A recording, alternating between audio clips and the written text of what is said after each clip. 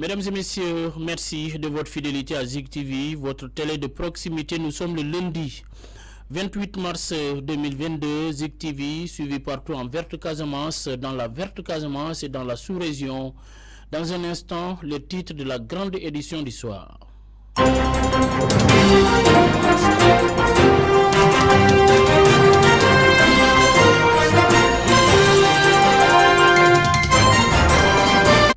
Actualité judiciaire, tuerie de Bofa-Bayotte, une dizaine d'accusés sur les 15 ont été entendus depuis le démarrage des travaux le 21 mars dernier au tribunal de grande instance de Ziguinchor. Un de nos reporters, Ibrahim Gassama, nous fera le résumé des audiences du procès.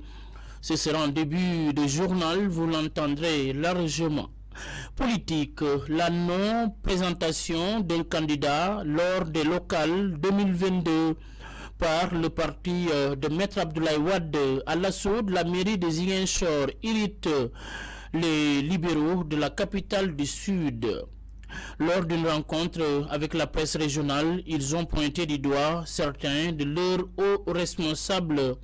Aimé Tendin, leur porte-parole va se prononcer, vous l'entendrez dans cette édition.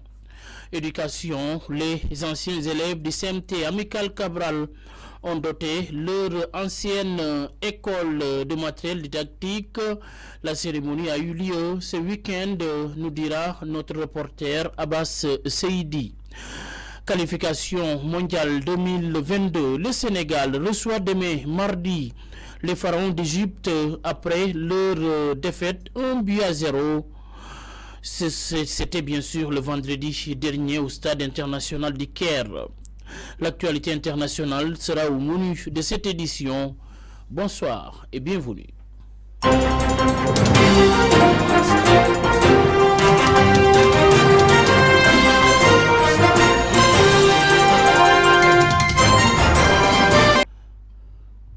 Mesdames et messieurs, vous êtes bien à l'écoute de votre télévision du Sud émettant depuis le quartier Grand Dakar, c'est à Ziguinchor. La chambre criminelle a démarré ses travaux le lundi 21 mars 2022. C'était au tribunal de grande instance de Ziguinchor devant un public venu nombreux. Les audiences de cette première semaine ont permis d'entendre 10 accusés sur les 15 qui vont comparaître. Plusieurs questions ont été soulevées à la barre devant les représentants du ministère public et le pôle d'avocats de la défense. Ibrahim Gassama nous a fait le résumé des audiences du procès sur la tuerie survenue le 6 janvier 2018 dans la forêt de Bofa-Bayotte-Est. Ils seront au total 16 accusés à comparaître devant la chambre criminelle au tribunal de grande instance de Ziguinchor. Un parmi ces accusés ne sera pas présent, César Atoute Bayat, chef du front sud du MFDC, qui sera jugé par contumace selon des sources judiciaires. Depuis le début des audiences, le 21 mars dernier, la chambre a entendu 10 accusés que sont Alfouseni Badji, Lansana Badji, Jean-Christophe Badji, Ibou Sané, Abdou Karim Sagna, Mfali Djemme, Abdou Sané, Tombon Aruna Badji, Adama Djemme et Papia Sané, lui âgé de ces accusés. À la barre, ils ont tous nié les chefs d'inculpation qui pèsent sur eux et d'avoir pris part à la tuerie qui a coûté la vie à 14 personnes le 6 janvier 2018 dans la forêt des Bayotte-Est. Lors de toutes ces audiences qu'il a présidées, Sidi Dien, le président de la Chambre, a voulu être édifié sur le lien qui pourrait exister ou existe entre l'arrestation puis la détention de 4 jeunes de Toubacouta en décembre 2017 suite à des altercations avec un exploitant forestier du nom de Malik Diarra et la tuerie du 6 janvier 2018. Autre question posée à l'ensemble des accusés à la barre, les réunions du 22 décembre 2017 à la libération des 4 jeunes et celles du 3 et 5 janvier 2018 considérées comme des réunions préparatoires au massacre du 6 janvier 2018. Devant la chambre, tous les accusés ont nié en bloc ces faits qu'on leur reproche. Leur appartenance à des comités de vigilance installés dans leurs localités respectives est largement revenue au cours des audiences et la réponse de l'ensemble des accusés a été que ces comités n'ont jamais existé dans les villages, mais des comités intervillageois de 5 communes du département de Ziguinchor à l'actif selon les accusés du CRS, le Catholic Relief Services, de la plateforme des femmes pour la paix en Casamance et de la Caritas. Selon un des accusés, Ibou Sané, secrétaire général du chef de village de Toubacouta, et certains de ses co-accusés, ces comités intervenaient dans la gestion des conflits locaux, la protection de l'environnement et les questions de genre. L'appétit venant en mangeant, c'est au cours de ces activités qu'ils ont été rejoints par l'armée sur une directive du chef de l'État pour ensemble protéger la forêt, selon eux. Interrogés également sur leur calendrier la veille et le jour de la tuerie, les accusés ont nié avoir été sur les lieux du massacre ce jour-là, quand bien même certains seraient démentis par la géolocalisation grâce au relevé de la Sonatel. Pour mieux aider leurs clients à comprendre ces données technologiques, les avocats de la défense ont exigé qu'un technicien se présente à la barre pour mieux éclairer les accusés dont certains disent n'avoir pas utilisé leur téléphone faute de courant pour les charger. Le président de la Chambre a souscrit à la requête de la défense et promet de faire venir un technicien de la Sonatel. Enfin, la plupart des accusés, confortés dans leurs propos par leur avocat, ont constaté pour le déplorer la non-assistance par un conseil lors des interrogatoires à la gendarmerie et devant le juge d'instruction. Fort de ce constat, maître Clédor Cirelli estime que les exigences d'un procès équitable n'ont pas été prises en compte. En réponse à l'avocat, le procureur représentant le ministère public soutient que des avocats ont été bel et bien désignés et que certains étaient absents ou arrivés au cours des interrogatoires. Toujours selon le parquet, certains accusés n'ont pas formulé aux enquêteurs la demande d'être assistés. Une nouvelle semaine d'audience s'annonce ce lundi avec peut-être la comparution des plus cités dans cette affaire, le journaliste René Kapembassène et Oumar Ampouy. Ibrahim Gassama, après donc l'éducation, après la justice, nous parlons de l'éducation dans cette édition. Les anciens élèves du CMT de Ziguinchor de la génération 1988-1992 ont appuyé l'établissement de matériel composé d'ordinateurs, de tables, entre autres, un geste hautement salué par l'administration de l'école qui parle de reconnaissance de la part de ces anciens élèves. La cérémonie de réception de ce matériel, estimé à plusieurs millions de francs CFA, a eu lieu ce week-end. C'était en présence de deux de nos reporters, Abbas Seydi, Cheikh Badji. Comme vous le savez, je suis un élève de CMT Amilcar Cabral, mais je suis un produit de l'INEFJA. L'INEFJA, c'est l'Institut national d'éducation et de formation. Voilà, donc mesdames et messieurs, ce n'est pas le bon élément. Nous réclamons celui de Abbas Seydi. Je le rappelle, les anciens élèves du CMT, donc de Ziguinchor, de la génération 1988-92, ont appuyé l'établissement de matériel composé d'animateurs, de tables-bancs, entre autres, un geste hautement salué par l'administration de l'école qui parle de reconnaissance de la part de ces anciens élèves. La cérémonie de réception de ce matériel a eu lieu ce week-end. C'était en présence de deux de nos reporters, Abbas Seydi, Cheikh Badji. Cette activité du don et du recevoir s'est tenue ce vendredi au CEM Amilcar Cabral, communément appelé CMT. Un geste qui va améliorer les conditions de travail dans cet établissement. Paul Benoît Badian, professeur d'anglais au CEM Amilcar Cabral. C'est bien cela parce que vous savez qu'aujourd'hui, nous vivons des conditions difficiles, ne serait-ce que pour faire passer le message, nos enseignements dans les classes. On a besoin de papier. Si on a le papier, il faut faire des imprimés pour pouvoir, n'est-ce pas, dans le cadre des enseignements, donner à l'élève beaucoup plus d'images, par exemple en cartographie pour le professeur d'histoire géo, mais aussi en termes d'exercice, aussi bien en mathématiques que pour les autres matières. Ce don, constitué d'ordinateurs et de photocopieuses, permettra aux élèves de s'adapter aux nouveaux outils informatiques. Donc ces imprimantes, ces appareils ne feront que nous appuyer, nous aider davantage à aller beaucoup plus loin. Maintenant, pour ce qui est des ordinateurs, vous savez qu'aujourd'hui, la recherche, elle est induite à tout le monde, même les élèves des CM, dans nos enseignements, nous leur donnons des sites où ils peuvent aller chercher d'autres informations pour enrichir, n'est-ce pas, les leçons. Une initiative des anciens élèves de cet établissement, plus précisément la promotion 88-92. Ce souhait émis en 2018 mais concrétisé en 2022 vise à outiller les élèves et enseignants pour des résultats meilleurs. Ibrahima Sané, représentant du collectif des anciens élèves du CEMTER. Oui, en tout cas, nous, notre objectif, c'est de tout faire pour atténuer les difficultés d'apprentissage des élèves. Donc, nous avons pris note de toutes les doléances qui ont été données. On essaiera de réfléchir à notre niveau pour voir comment on pourrait faire pour les accompagner. Plusieurs élèves ont pris part à cette activité ouverte par l'hymne national du Sénégal avant d'être clôturée par le discours du principal du CEM Amical Cabral. Abbas Seydi, nous restons au CMT Amical Cabral de Ziguinchor où les élèves non-voyants ont fait quelques plaidoyers. Les apprenants ont profité de cette belle occasion pour demander l'octroi d'un bus de ramassage donc, qui leur permettra d'étudier dans des conditions les meilleures. C'était ce week-end en marge de la cérémonie de réception de ce matériel offert par les anciens élèves du CMT Amical Cabral de Ziguinchor. Michel Charles Ndeki, le porte-parole des élèves non-voyants du dit établissement. Nous l'écoutons toujours avec Abbas Seydi Cheikh Badji. Comme vous le savez, je suis un élève de CMT Amical Cabral, mais je suis un produit de l'INEFJA. L'INEFJA, c'est l'Institut national d'éducation et de formation des jeunes aveugles de Ziguinchor. L'école est là depuis 2018.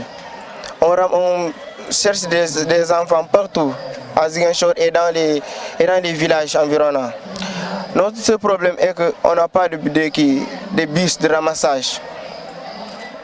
Nos parents essayent de nous chercher les Jakarta et autres, mais les Jakarta ne sont pas sûrs, ni pour les voyants, pour ne pas dire les non-voyants. Nous souhaitons avoir ce bus et un dortoir. Si nous avons un dortoir pour les enfants qui viennent du village, car il y a des enfants qui viennent du village aussi, ils n'ont pas de tuteur ici. Certains sont obligés à rester chez eux sans venir apprendre car ils n'ont pas où habiter. Et d'autres sont hébergés ici par d'autres parents qui ne sont pas les siens.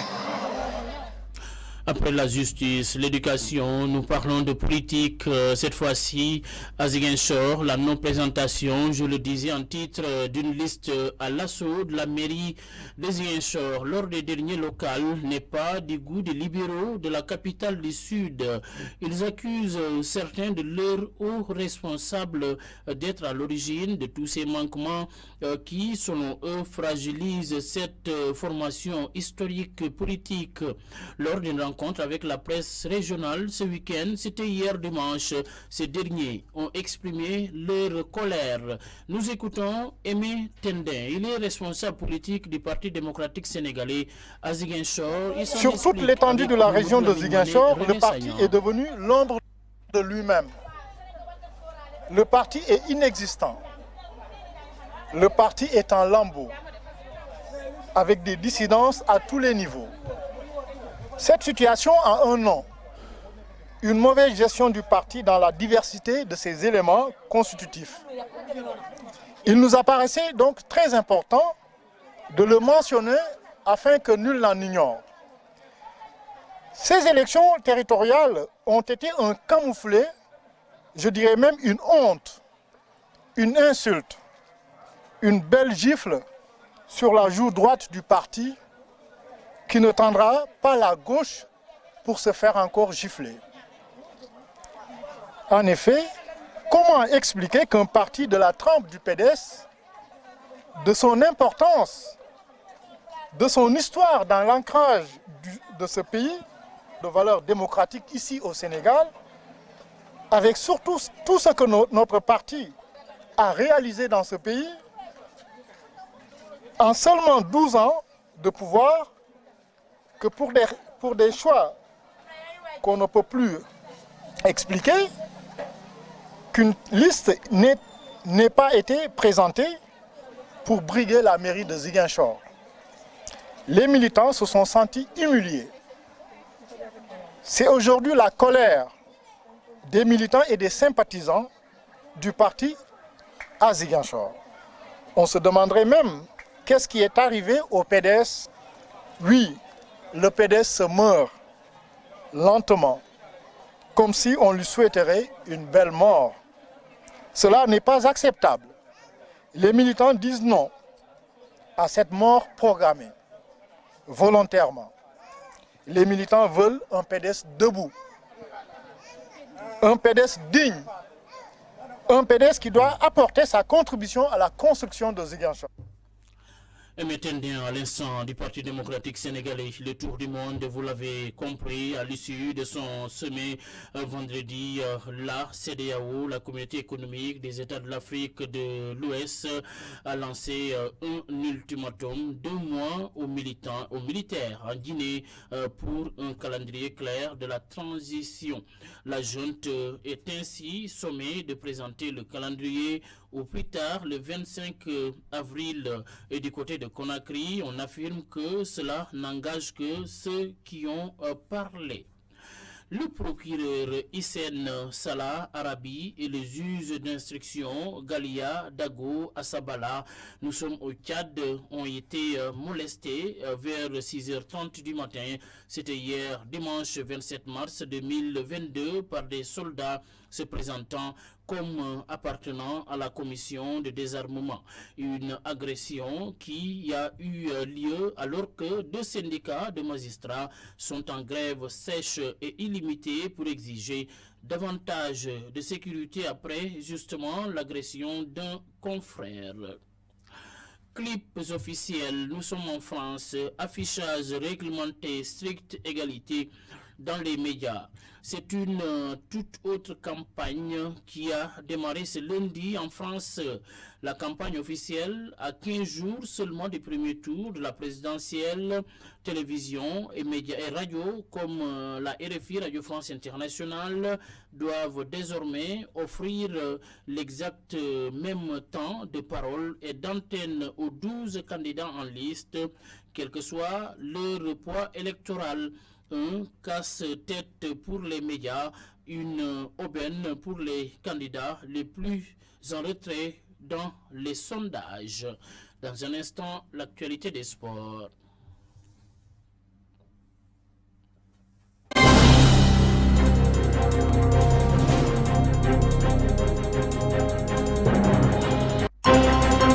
Et nous démarrons par la lutte. Eumeu Sène a battu Bombardier hier dimanche à l'arène nationale dans un combat organisé par Gaston Beng, Gaston Production. Déjà vainqueur en 2018, Eumeu Sène a récidivé à Bombardier en mettant le leader de Mbour à terre sur ses 4 appuis. À la reprise, c'est finalement Eumeu Sène qui prend le dessus et pousse Bombardier à la faute en se retrouvant à terre à la surprise générale. Après ces 2 dernières défaites, Eumeu Sène, pour rappel, se remet en bonne position dans l'arène sénégalaise avant de défier certainement Balagay 2 dans un combat ficelé par le promoteur Gaston Mbeng. Les pharaons d'Égypte ont foulé le tarmac de l'aéroport international Blaise Diagne du Sénégal à Dakar.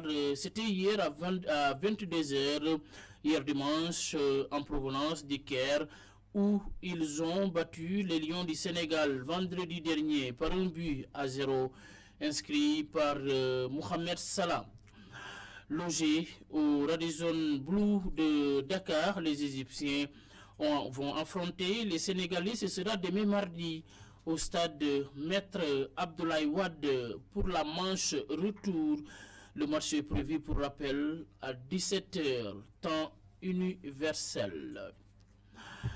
Nous parlons de la Ligue 1 de football au Sénégal. Voici à présent tous les résultats des matchs joués ce week-end. Les Djambars de Sali ont été battus à domicile par Teungueth FC 2-1.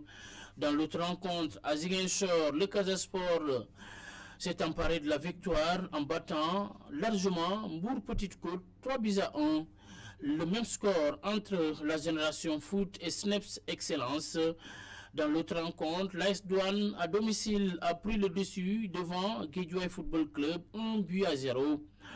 Match nul entre la Linguère de Saint-Louis et le Jaraaf de Dakar. Pendant ce temps, L'US Gorée a perdu par la plus petite des marques 1-0 devant Niambour de Louga.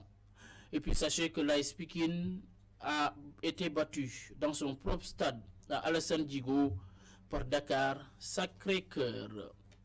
Nous terminons par cette note sportive en battant la Jamaïque hier dimanche 4-0 devant plus de 30 000 supporters à Toronto. Le Canada est devenu le 20e pays qualifié pour la Coupe du Monde 2022 au Qatar. Ce sera la deuxième participation bien sûr historique du Canada en Coupe du Monde de football, 36 ans après leur première participation au Mexique. Mesdames et messieurs, c'est une note qui met un terme à ce journal. Merci de l'avoir suivi. Vous êtes des milliers d'auditeurs à nous préférer. Et merci de votre fidélité. Nos remerciements à l'endroit de Oumar Seck, à la régie, Cheikh Barji, René Sagnan et tous ceux-là qui nous ont prêté une oreille attentive. L'information revient demain à la même heure sur Zik TV. Merci et bon début de semaine.